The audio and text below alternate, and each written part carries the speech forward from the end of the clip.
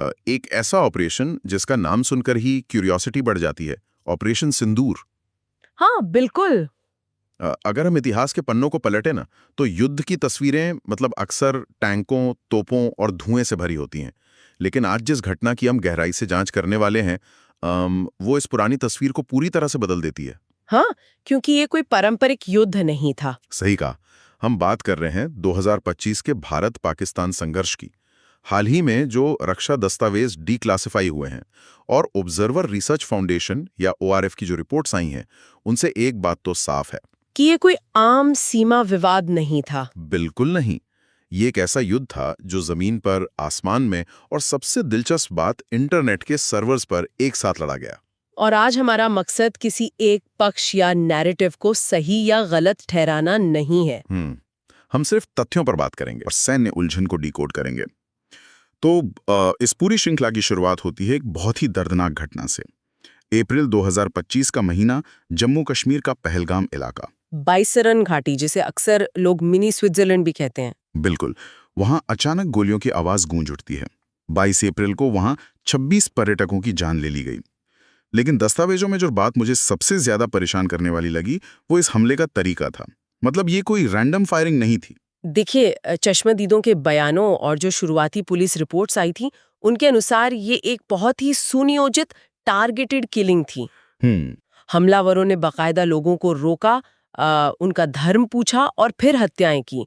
मारे गए लोगों में हिंदू और एक ईसाई नागरिक शामिल थे। इस क्रूरता ने मतलब पूरी स्थिति को एक झटके में बदल कर रख दिया। और शुरुआत में मैंने पढ़ा था कि द रेजिस्टेंस फ्रंट या टीआरएफ नाम के एक आतंकी गुट ने इसकी जिम्मेदारी ली थी, जो कि लश्कर तैयबा का ही एक नया नाम है, राइट? हाँ बिल्कुल। टीआरएफ दरअसल लश्कर का ही एक छद्म रूप है। उनका तर्क था कि वे कश्मीर में बाहरी लोगों को बसने नहीं देंगे। लेकिन एक बात जो मुझे बहुत अजीब लगी, मैं इस 4 दिन बाद ही वे इस जिम्मेदारी से पूरी तरह मुकर गए। मतलब पहले सीना तान कर कहना कि हाँ हमने किया है, और फिर अचानक पलट जाना, ऐसा क्यों होता है? इसके पीछे ना एक बहुत ही सोची समझी रणनीति होती है। अच्छा, कैसी रणनीति? देखिए, जब आतंकी संगठन देखते हैं कि किसी हमले में नागरिकों की इतनी निर्मम हत्या हुई है और अंतर्राष्ट्रीय स्तर पर बहुत ज्यादा निंदा हो रही है, तो उन्हें ब्लैकलिस्ट होने का डर सताने लगता है। मतलब फंडिंग रुकने का डर। बिल्कुल, उनका ग्लोबल फंडिंग नेटवर्क कट सकता है। और सबसे बड़ी बात, जब उन्हें अपनी खुफिया जानकारी से भनक लगती है कि भारत सरकार का पलटवार बहुत आक्रामक होने वाला है, तो वे तुरंत बचाव की मुद्रा में आ जाते हैं। अरे वाह, मतलब डर के मारे बयान वापस ले लिया। हाँ, आप ऐसा कह सकते हैं। और भारत की प्रतिक्रिया भी इस बार सच में बहुत अलग थी। मतलब सिर्फ सेना को बॉर्डर पे नहीं भेजा गया, 23 अप्रैल की रात को एक ऐसा कूटनीतिक कदम उठाया गया जिसने पूरी दुनिया को चौंका दिया। आप सिंधु जल संधि के निलंबन की बात कर रहे हैं ना? हाँ, भारत ने तुरंत प्रभाव से इंडस वाटर्स ट्रीटी को सस्पेंड कर दिया। अब यहाँ पर मुझे थोड़ी उलझन है। पानी से जुड़ी संधियों को तोड़ना या रोकना अंतर्राष्ट्रीय स्तर पर एक बहुत बड़ा टैबू माना जाता है। बहुत बड़ा कदम था ये। तो क्या भारत इस कदम से अपने वैश्विक सहयोगियों को, मतलब अमेरिका या यूरोप को, नाराज करने का जोखिम नहीं उठा रहा था? ये एक बहुत ही शानदार सवाल है। कूटनीतिक दुनिया में पानी को हथियार बनाना वाकई एक चरम कदम माना जाता है। आपको याद होगा कि 1971 के युद्ध में, यहाँ तक कि कारगिल संघर्ष के दौरान भी इस संधि को छुआ तक नहीं गया था। बिल्कुल, कारगिल के वक्त भी पानी चलता रहा था। हाँ, लेकिन भारत का ये कदम एक बहुत ही नपातुला संकेत था। भारत ये संदेश दे रहा था कि जो पारंपरिक संयम का समय था, वो अब खत्म हो चुका है। मतलब इनफ इज इनफ। एग्जैक्टली। और देखिए, सिंधु जल संधि के निलंबन का सीधा असर पाकिस्तान की कृषि व्यवस्था और उसके पावर ग्रिड पर पड़ता है।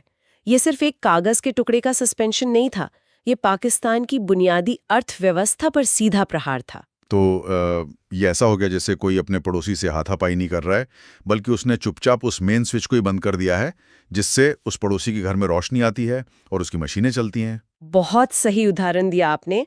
और इसके साथ ही वीजा भी रद्द कर दिए गए और राजनयिकों को वापस भेज दिया गया। और जाहिर है पाकिस्तान ने भी हाथ पर हाथ धरे नहीं रखा होगा। बिल्कुल नहीं। उन्होंने तुरंत शिमला समझौते को निलंबित कर दिया। बाप रे। और भारतीय विमानों के लिए अपना पूरा हवाई क्षेत्र बंद कर दिया और व्यापार पर पूर्ण प्रतिबंध लगा दिया। यहाँ तक कि पाकिस्तान के विदेश मंत्रालय ने यह बयान भी जारी किया कि पानी को रोकना एक एक्ट ऑफ वॉर या युद्ध की कार्रवाई माना जाएगा। तो मतलब इस कूटनीतिक गतिरोध ने रातों रात दोनों परमाणु संपन्न देशों को उस मुहाने पर ला खड़ा किया जहां से बातचीत के लिए कोई जगह बची नहीं थी। एकदम सही। और यहीं से उस शांत तूफान ने एक हिंसक रूप ले लिया, जिसे सैन्य दस्तावेजों में ऑपरेशन सिंदूर का नाम दिया गया। ऑपरेशन सिंदूर। रणनीतिक मामलों के जानकार बताते हैं कि इस नाम का चुनाव कोई संयोग नहीं था। इसके पीछे एक बहुत ही गहरी और भावनात्मक कहानी है। हाँ, और वो कहानी पहलगाम हमले से जुड़ी है। बिल्कुल। पहलगाम में जानबूझकर हिंदू पुरुषों को निशाना बनाया गया था, जिससे कई महिलाएं रातों रात विधवा हो गई। तो ये सिंदूर शब्द उन महिलाओं के दर्द का एक सैन्य जवाब था, उन्हें एक श्रद्धांजलि थी। सैन्य अभियानों के नाम ना अक्सर एक मजबूत मनोवैज्ञानिक प्रभाव डालने के लिए ही चुने जाते हैं। लेकिन अगर हम इस ऑपरेशन के तकनीकी पहलू को समझें, तो 7 मई 2025 की रात को भारतीय वायुसेना ने इसे अंजाम दिया। और सबसे हैरान करने वाली बात ये थी कि ये पूरी कार्रवाई महज 23 मिनट में खत्म हो गई। सिर्फ 23 मिनट, मतलब आधे घंटे से भी कम समय में।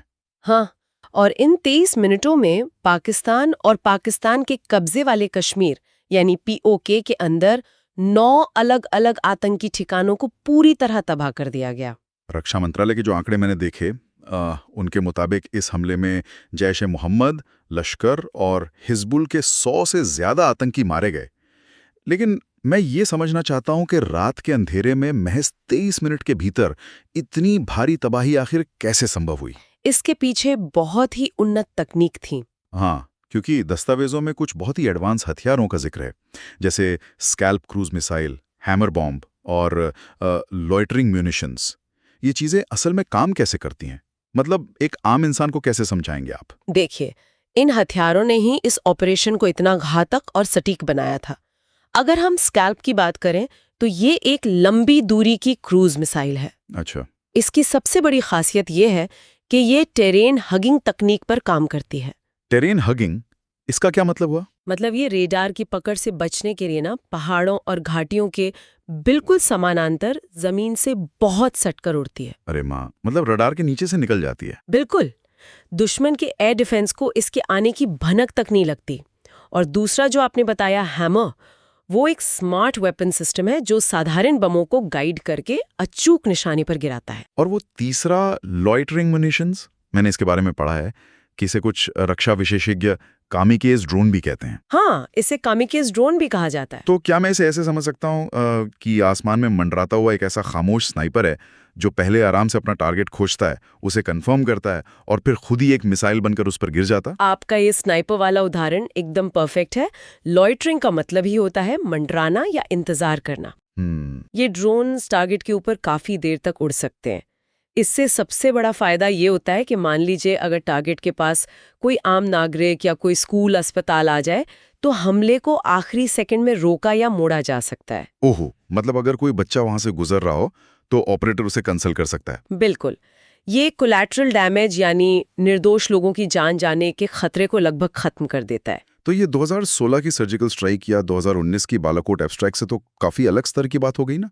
मतलब उन ऑपरेशंस में तो एक प्रतीकात्मक संदेश ज्यादा था कि हम सीमा पार कर सकते हैं। सही कहा। लेकिन ऑपरेशन सिंदूर को कई रक्षा विशेषज्ञ डॉक्ट्रिनल इनोवेशन यानी सैन्य सिद्धांत में एक बड़ा बदलाव बता रहे हैं। और वो इसलिए बता रहे हैं क्योंकि इस ऑपरेशन का मकसद सिर्फ एक कड़ा संदेश देना नहीं था।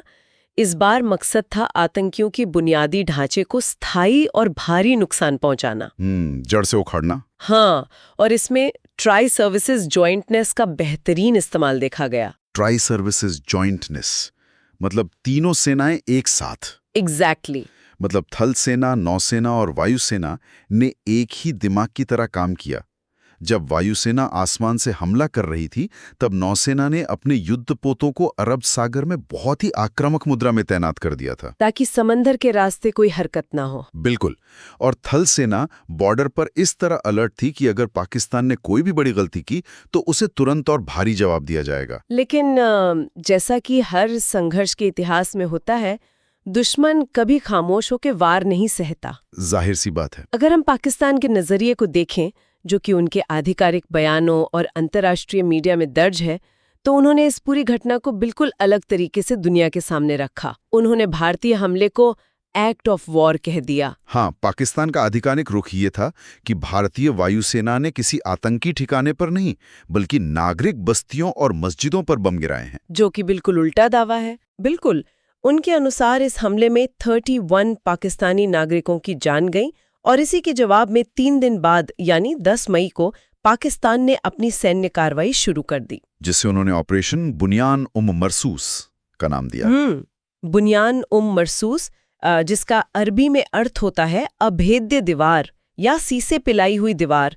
रिपोर्ट्स बताती हैं कि ये नाम मुजफ्फराबाद की उस मस्जिद की मेहराब से लिया गया था जिसके नष्ट होने का दावा पाकिस्तान कर रहा था। और इस ऑपरेशन के तहत पाकिस्तानी सेना ने जम्मू के पुंछ जिले में बहुत ही भारी और अंधाधुंध गोलाबारी शुरू कर दी। पुंछ जिले में? हाँ। सैन्य पर्यवेक्षकों ने इसे इतनी भयंकर गोलाबारी बताया कि इसकी तुलना सीधे तौर पर 1971 के युद्ध से की जाने लगी। बाप रे।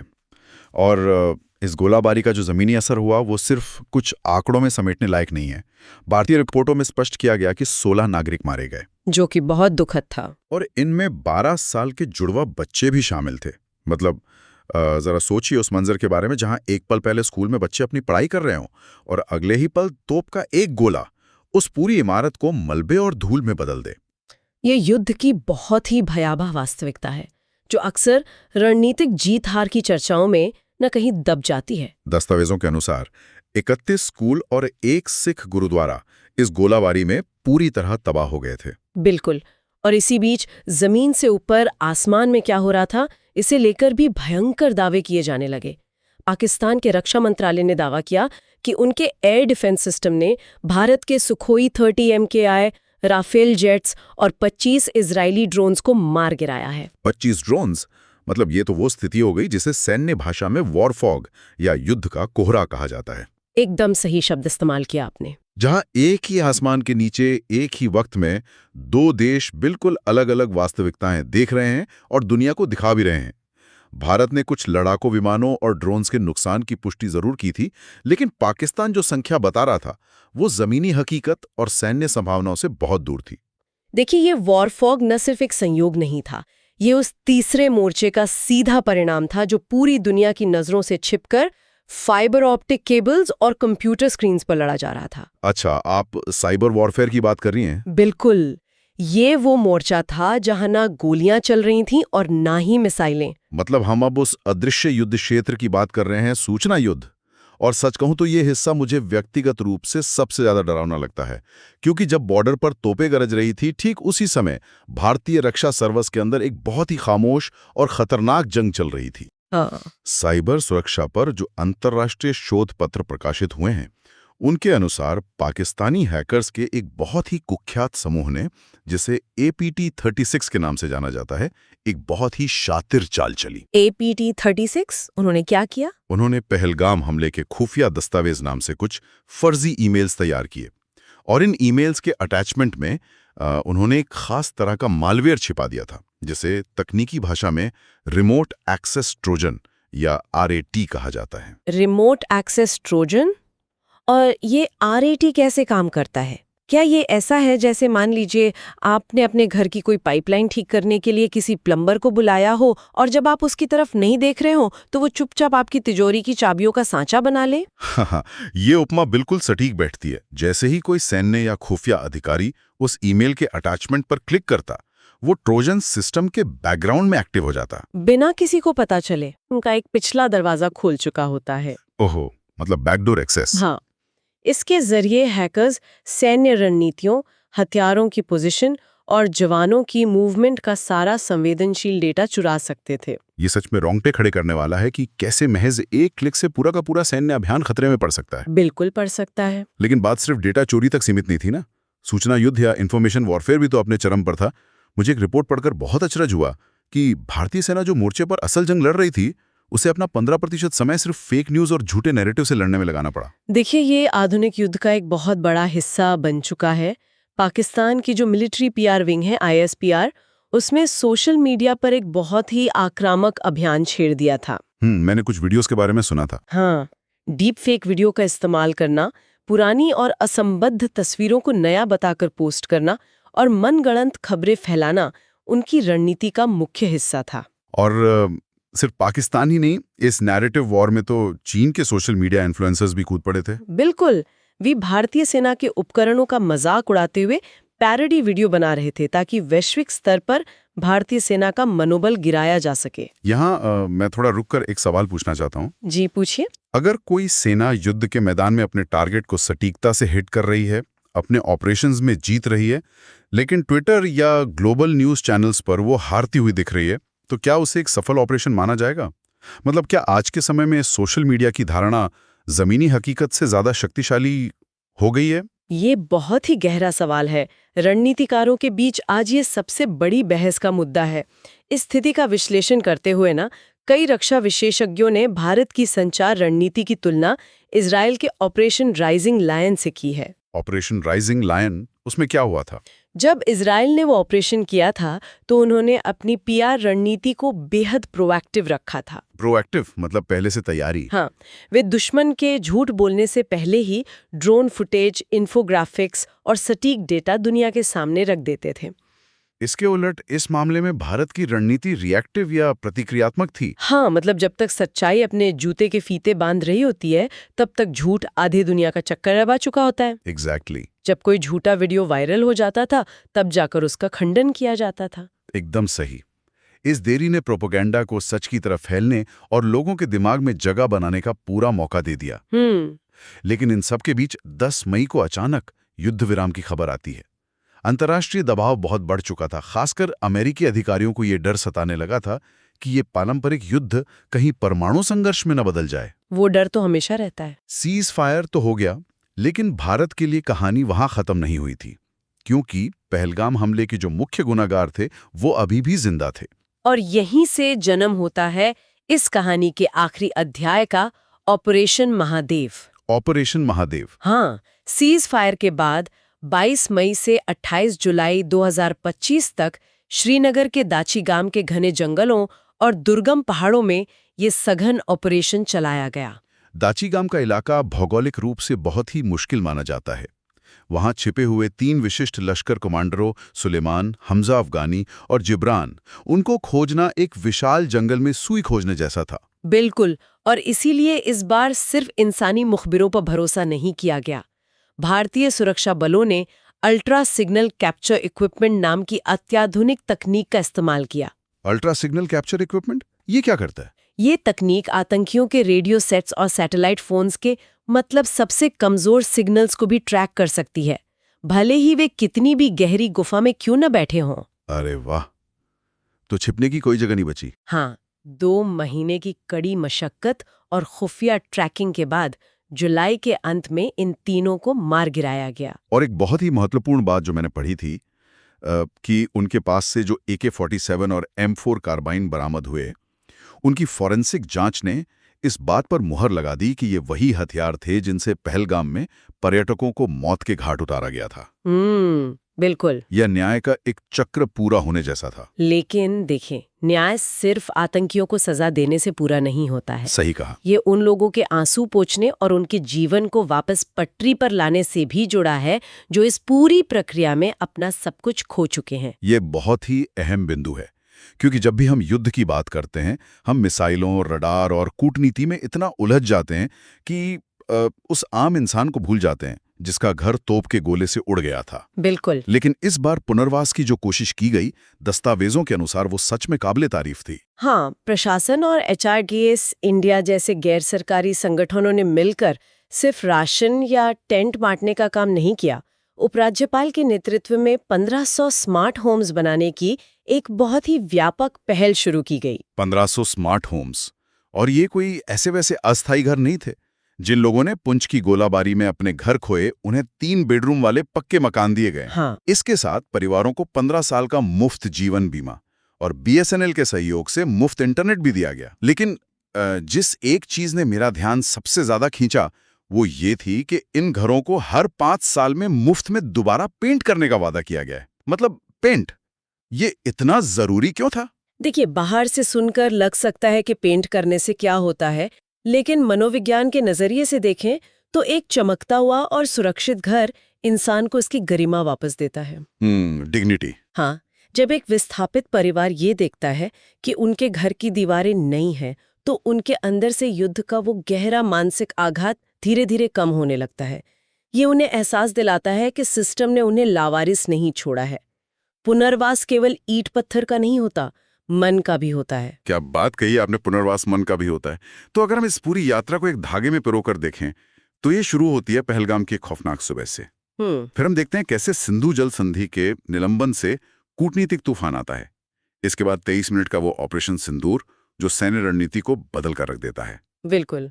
फिर पुंछ के मलबे में छिपी युद्ध की असली कीमत, सूचना युद्ध की वो धुंध जहां सच और झूठ एक हो जाते हैं, और अंततः ऑपरेशन महादेव और स्मार्ट होम्स के जरिए मिला न्याय। ये पूरा घटनाक्रम इस बात का एक सजीव उदाहरण है कि आज के दौर के युद्ध एक साथ कई चेस बोर्ड पर खेले जाते हैं। सही कहा। सैन्य ताकत होना तो जरूरी है, लेकिन साइबर सुरक्षा, सूचना की संप्रभुता और अपने नागरिकों का सम्मानजनक पुनर्वास भी उतना ही महत्वपूर्ण है। बिल्कुल। और इस गहरी चर्चा के अंत में ये पूरी घटना हमारे सामने एक बहुत ही बेचैन करने वाला सवाल खड़ा करती है। आज के इस दौर में जहां आर्टिफिशियल इंटेलिजेंस और डीप फेक के जरिए किसी भी सच को झूठ और झूठ को सच बनाया जा सकता है, क्या भविष्य के युद्ध इस बात से तय होंगे कि जमीन पर कौन जीत रहा है? सोचने वाली बात है। या फिर असली विजेता वो होगा जो डिजिटल दुनिया की कहानी को, यानी इंटरनेट के नैरेटिव को अपने कंट्रोल में रख सकेगा? क्या ऐसा हो सकता है कि कोई देश जमीन पर युद्ध हार जाए, लेकिन इंटरनेट पर जीत का भ्रम पैदा करके इतिहास के पन्नों में खुद को हमेशा के लिए विजेता साबित कर दे? ये एक ऐसा सवाल है जिसका जवाब हमें खोजना ही होगा। तो अब आप बताइए, ऑपरेशन सिंदूर सच था या सिर्फ एक कहानी? कमेंट में जरूर लिखें, क्योंकि आपका जवाब ही तय करेगा अगला वीडियो। फिश।